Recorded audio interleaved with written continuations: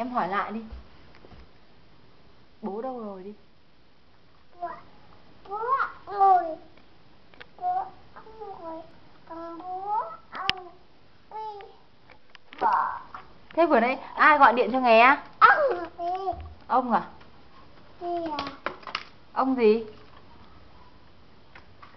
Ngoại. Ừ. Thế ông ngoại tên là gì? Trường. Ừ. Thế em gọi như nào?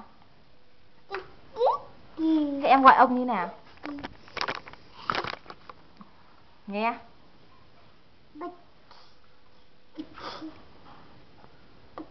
Thế ngồi xuống nào, không ngã bây giờ. Ngã chỏng vó ra bây giờ. Nghe.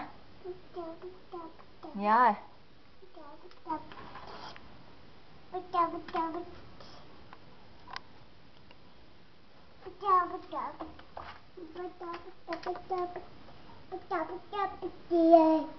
Ngã đấy. Ộp ơi. Ngồi xuống đây nào.